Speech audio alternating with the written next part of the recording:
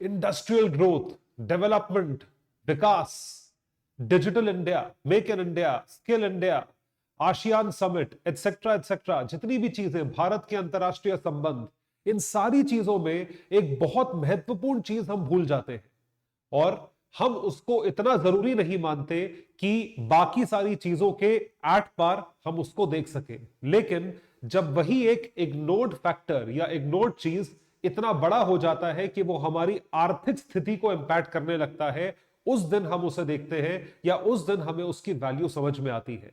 आज डिस्कस करेंगे ऐसे ही एक फैक्टर के बारे में।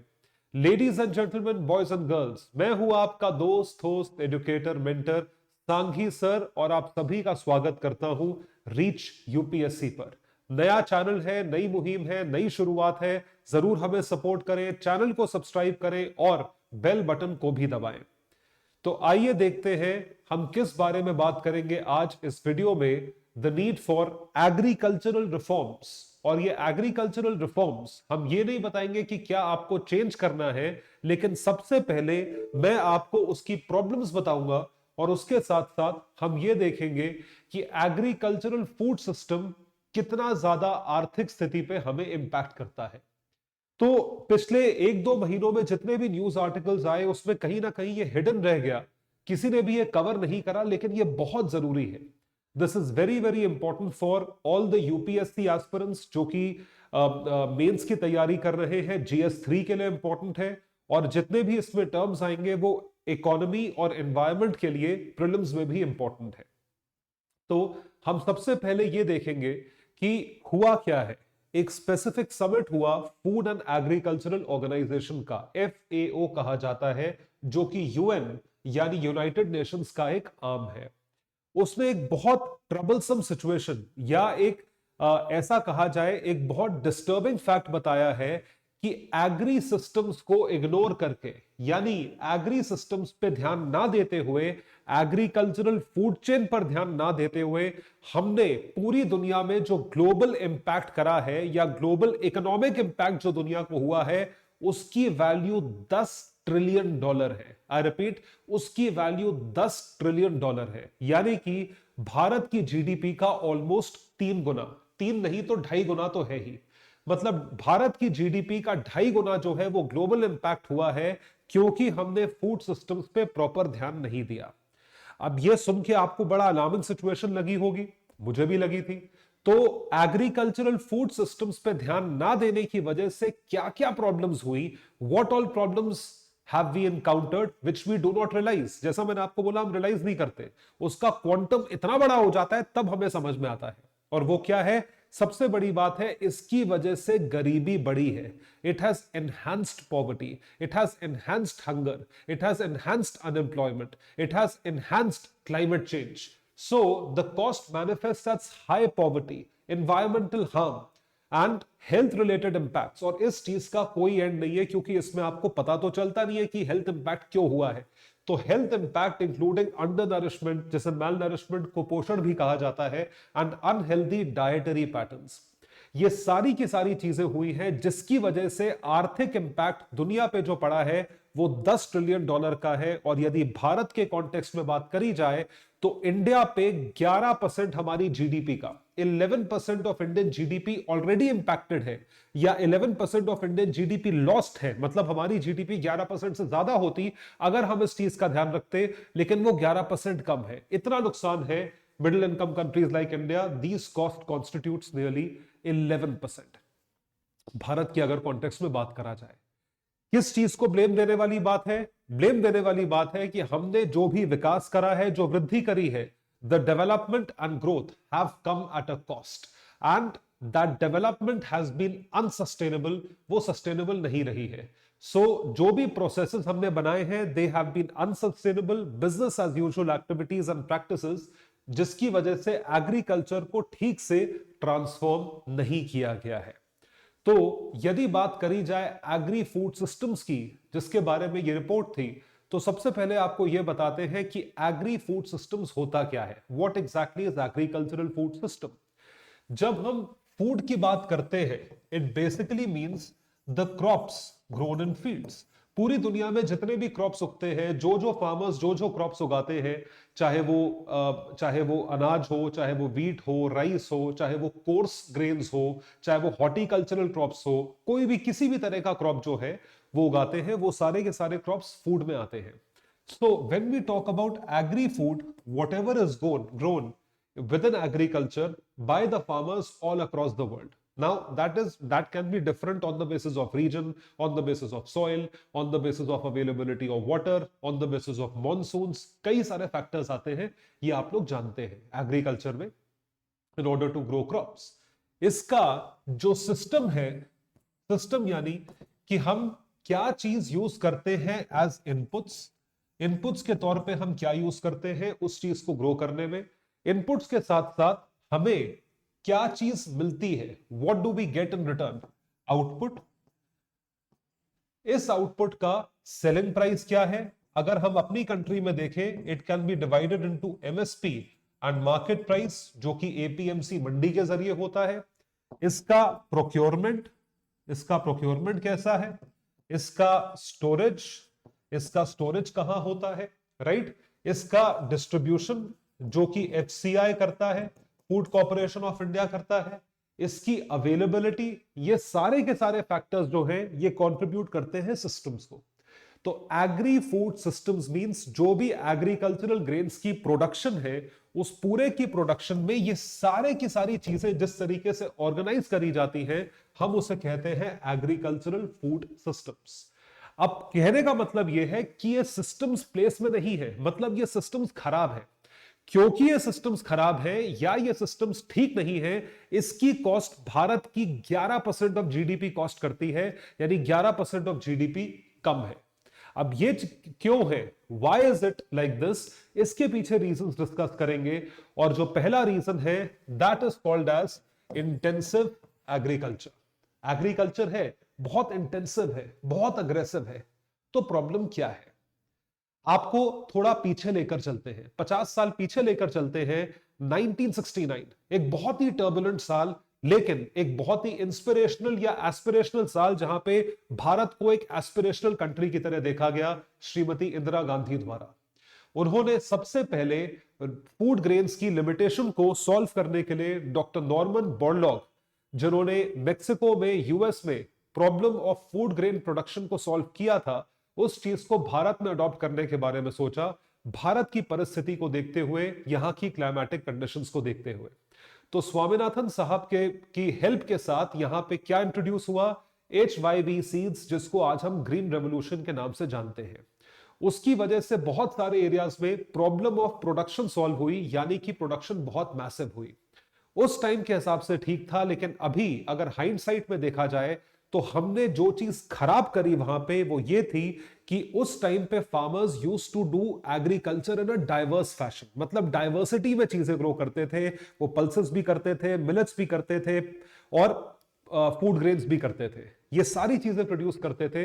It used to contribute towards everything, proper nourishment also, staple food crops also, seasonal crops also. So those crops which could be sold at a higher price, जो ज्यादा दाम का बिकता था, उससे ज्यादा पैसे कमाते थे, दैट आल्सो. ये सारी चीजों पे केटर होता था. उसके बाद जो है, प्राइमरीली जो प्रोडक्शन आया वो किस चीज पे आ गया, वो सिर्फ और सिर्फ वीट पे आ गया. तो ग्रीन रेवोल्यूशन को वीट रेवोल्यूशन भी कहा जाता है, जिस वजह से हम डाइवर्सिटी से चले गए मोनोक्रॉपिंग की तरफ. मोनो यानी सिंगल क्रॉपिंग की तरफ चले गए, मोनोक्रॉपिंग सिस्टम्स, और केमिकल इंटेंसिव हो गया, क्योंकि जो सीड्स इंट्रोड्यूस करी वो HYV सीड्स थी. दे वर केमिकली इनरिच्ड सीड्स. इसके अलग नुकसान हुए. केमिकल ऑब्वियसली यूज करोगे आप सॉइल में तो उसके अलग नुकसान होंगे. So green revolution focused on marketing HYV seeds which basically grew paddy and wheat, क्योंकि सीड्स इन्हीं दोनों चीजों की अवेलेबल थी, which now constitutes 70% of India's agricultural production. 70% agricultural production wheat and paddy का होता है. तो इंटेंसिव एग्रीकल्चर के इंप्लीकेशंस हुए क्या, व्हाट वर द इंप्लीकेशंस. इससे हुआ ये कि जो फार्मर्स की या भारत की सीड सॉवरेनिटी थी, जो सीड्स भारत सरकार प्रोड्यूस करती थी या भारत की कंपनीज प्रोड्यूस करती थी, और वो सॉवरेन थी, उनकी सॉवरेनिटी थी, ये चीज खत्म हो गई. Now you are dependent on chemically enriched imported technology seeds. जिसकी वजह से आपका इंडिजिनस नॉलेज सिस्टम भी खत्म हो जाता है, दैट ऑल्सो गॉट ओवर। उसके सिवा जो भी चीजें आप उगाते थे जो डाइवर्स थी, जैसे कि पल्सेस हुए, मिलेट्स हुए, ये सारी चीजें आपने उगाना बंद कर दी, आप मोनोकल्चर प्लांटेशन पे चले गए। जैसा मैंने आपको बताया, या तो सिर्फ वीट फील्ड्स हैं या पैडी फील्ड्स हैं, तो पहले सब कुछ ग्रो होता था, अब मेजरली दो चीज हुई, जिसकी वजह से न्यूट्रिशनल नीड्स जो है वो कॉम्प्रोमाइज हुई, न्यूट्रिशियस लेवल कम हुआ of house holds and resulted in adverse ecological consequences. एक तो लोगों का न्यूट्रिशनल स्टेटस या न्यूट्रिशियस लेवल कम हुआ, दूसरा जो सॉइल को डैमेज हुआ वो और हुआ, सॉइल को भी डैमेज हुआ क्योंकि केमिकली एनरिच्ड सीड्स थे, और दूसरी बात, पैडी जैसी चीज आप ग्रो करोगे तो उसमें नॉर्मल क्रॉप को ग्रो करने से 10 गुना ज्यादा पानी लगता है, it takes 10 more times of water, 10 गुना ज्यादा पानी लगता है, जिसकी वजह से आपका ग्राउंड वाटर का लेवल जो है और नीचे जाता जा रहा है। हरियाणा पंजाब के इतने बुरे हाल हैं, वो वाटर लेवल जो है it is going down by 1 to 2 feet every year, 1 से 2 फीट पानी कम हो रहा है हर साल। अरे 20 साल में पानी नहीं होगा, अभी पानी की इतनी किल्लत है। So this is the impact of intensive agriculture. This is a massive problem that happened after Green Revolution. हमने इस बारे में, इन चीजों के बारे में नहीं सोचा।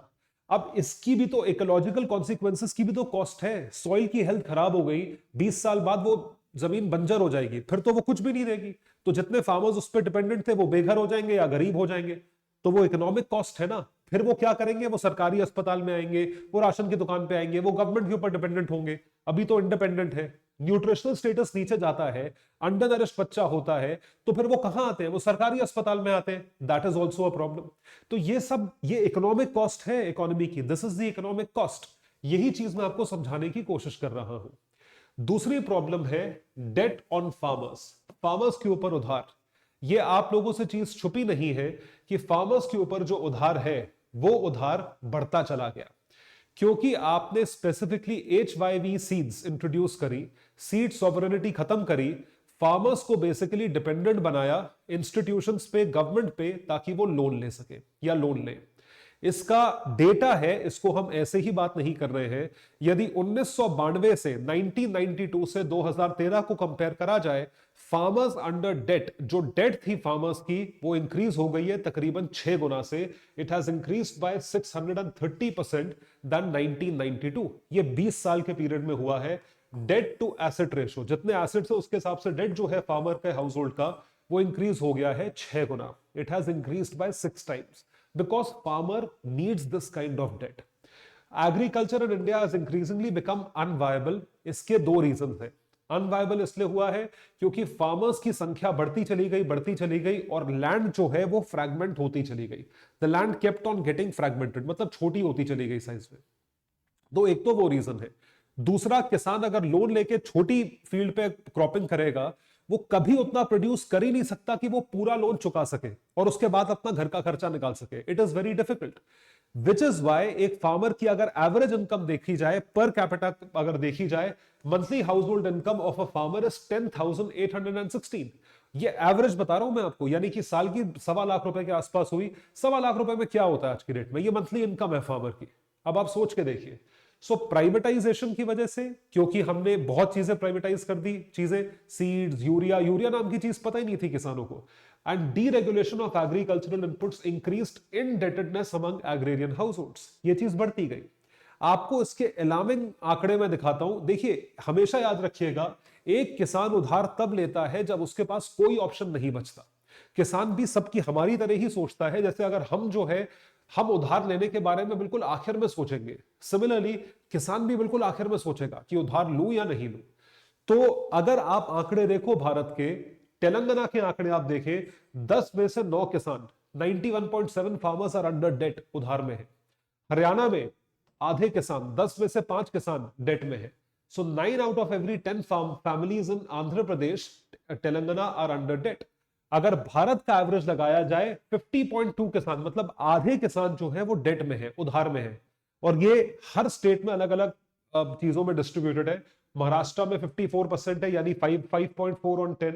आप आंध्र प्रदेश में देखिए 93.2 है, ओडिशा 61.2 है, 6 on 10, Bihar 4 on 10, Uttar Pradesh 4.2 on 10। इस तरीके से ये चीज आती है और भारत का एवरेज आता है आधा, 50.2% of the villagers are under date.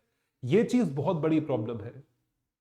तो इसमें जो अनसस्टेनेबल चीज है वो अनसस्टेनेबल हुई कैसे, उसके बारे में आपको बताते हैं। क्योंकि ग्रीन रेवोल्यूशन में सिर्फ और सिर्फ आपने फूड क्रॉप्स या फूड ग्रेन्स जो है उनको आपने सपोर्ट करा, तो उसके तहत वीट और राइस का प्रोडक्शन, हम ऐसे बोले वीट का प्रोडक्शन, राइस का प्रोडक्शन जो है बहुत ज्यादा हुआ। उसकी वजह से गवर्नमेंट ऑफ इंडिया ने भी जो इंसेंटिव्स है वो वीट और राइस पे अनाउंस करे। अब जब इंसेंटिव वीट राइस पे है और आप एमएसपी उस चीज की दे रहे हो, तो जाहिर सी बात है किसान भी वही उगाएगा। अगर किसान भी वही उगाएगा और उसी पे इंसेंटिव है, तो धीरे धीरे धीरे धीरे बाकी चीजों का प्रोडक्शन कम होगा और सिर्फ इन दोनों क्रॉप्स का प्रोडक्शन बढ़ जाएगा, जिसकी वजह से मोनोकल्चर एज अ प्रैक्टिस हो जाएगा। इसके कुछ आंकड़े यदि मैं आपको बताऊं, तो भारत सरकार ने कितने मिलियन टन वीट और पैडी खरीदा है, उसके कंपैरिजन में कितने मिलियन टन मिलेट्स खरीदा है, आप शॉक्ड रह जाएंगे। You will be shocked. तो हम तो अपने इंटरनेशनल ईयर ऑफ मिलेट्स में अपने आप को लार्जेस्ट प्रोड्यूसर ऑफ मिलेट्स मानते हैं, लेकिन मिलेट्स का प्रोडक्शन है कितना एक्चुअली, ये देखिए। 2019-20 में एफसीआई जो कि प्राइमरी एजेंसी है प्रोक्योरमेंट की, 341 lakh million tons metric tons of wheat, इतना इन्होंने वीट खरीदा है, और 514.27 lakh metric ton of rice खरीदा है। इसके मुकाबले कोर्स ग्रेन्स जैसे कि जवार, बाजरा, रागी, मेज, बार्ले, जिसमें से 3 तो मिलेट्स है, सिर्फ और सिर्फ 3.5 lakh metric ton of millets खरीदे by state governments for central pool. बस this is less than 1% of total food grain procurement. मतलब टोटल जितना प्रोक्योर करा है उसका सिर्फ 1% जो है वो मिलेट्स आता है, और हम अपने आप को one of the largest producer of millets मानते हैं, और ये अंतरराष्ट्रीय साल है मिलेट्स का। अब आप सोच के देखिए क्यों हुआ है। क्योंकि जितनी स्कीम्स है भारत सरकार की, National Food Security Act, PDS, mid day meal, ICDS, ये सब फेवर किसे करती है, वीट और राइस को। So whole wheat and rice also became export commodities, जिन पे पिछले साल और इस साल बैन लगा है। So cultivation of coarse grain dropped by 20% between 66-67 and 17-18। तो ये 40-50 साल के पीरियड में इसका कल्टिवेशन 20% से गिरा है। whereas areas under rice and wheat increased by 20 and 56%। 56% से राइस का कल्टिवेशन बढ़ गया, तो जो एरिया वहां का कम हुआ वो आपने डाइवर्ट कर दिया पैडी और व्हीट की तरफ, and this is how it has been favoured. इस चीज को फेवर किया गया है। These are the favoured crops which have come forward. तो इन क्रॉप्स को आप फेवर करते हो, जिसकी वजह से problems have kept on mounting, and this is something that has led to this kind of a cost on the environment as well as on the economy. और जैसा मैंने आपको बताया, कैजुअलिटी इकोनॉमी तो है, एनवायरमेंट भी है, जो चीज आप लोग ऑलरेडी जानते हैं। impact on soil, impact on groundwater, impact on greenhouse gas emissions. So sugarcane, areca nut have flourished, pushing dams and canal irrigation at full capacity. पानी का excessive use, free electricity for bore wells। एक तो free electricity और free fertilizer, ये दो चीजों ने फायदे से ज्यादा नुकसान करा है। 10 गुना ज्यादा पानी देते हैं किसान अपने खेत में, ये सोच के कि पानी तो फ्री है। मैंने बात करी है, I have actually talk to a farmer before recording this video. आप लोगों के लिए, वो हरियाणा में खेती करते हैं और 4 महीने में बिल आता है 500 रुपए। आप चाहे पानी यूज करो या ना करो, 500 रुपए बिल आएगा। खूब पानी यूज करते हैं दबा के। तो पॉइंट ये है that free electricity for borewells have depleted underground water resources to levels not seen in the world. We are a water stressed country. Tamil Nadu में पानी खत्म हो गया, एक तरफ तमिलनाडु में पानी नहीं है, दूसरी तरफ तमिलनाडु में फ्लड्स आए पड़े। इसको क्लाइमेट चेंज का इंपैक्ट बोलते हैं। हम इस वक्त climatically speaking we are sitting on a ticking time bomb, and this is what has not been seen. जो चेन्नई में हो रहा है, किसी ने देखा था या सोचा था होगा? कल को ये आपके शहर में भी हो सकता है, ये आपके शहर में भी होगा, जिस तरीके से हम जहां जा रहे हैं। So monoculture also affect biodiversity, vanishing diverse and traditional gene pool, ये खत्म हो जाएगी। इसकी आदत ही नहीं रहेगी हमें इसको सॉल्व करने की, ऐसे ठीक करने की। तो क्या इस चीज का सोल्यूशन है? Is there a solution for this? This is the point that I want to make. देखिए, प्रॉब्लम्स बहुत सारी हैं एज एडमिनिस्ट्रेटर्स। जब आप एडमिनिस्ट्रेटर बनेंगे, आईएएस बनेंगे, ब्यूरोक्रेट बनेंगे, या कोई भी पोजीशन होल्ड करते हैं स्टेट लेवल पे, सेंटर लेवल पे, तो आपको प्रॉब्लम आइडेंटिफाई करने के लिए नहीं बुलाया जाता है। प्रॉब्लम्स तो सबको पता है पूरी दुनिया में, आपको बेसिकली उसका सोल्यूशन अप्लाई करने के लिए वहां पे पोस्ट करा जाता है। और इसी तरीके से आपको एग्जामिनेशन में भी सवाल आएगा। तो जब एग्जामिनेशन में क्वेश्चन आएगा तो आप इसका सोल्यूशन क्या लिखेंगे? इसका सोल्यूशन निकाला गया है कर्नाटका में। कर्नाटका में एक प्रैक्टिस है, और मैं इसको अगर गलत प्रोनाउंस करूं तो आप प्लीज इसे कमेंट सेक्शन में लेकर बताइएगा। इस प्रैक्टिस को कहा जाता है अक्कादी सालू।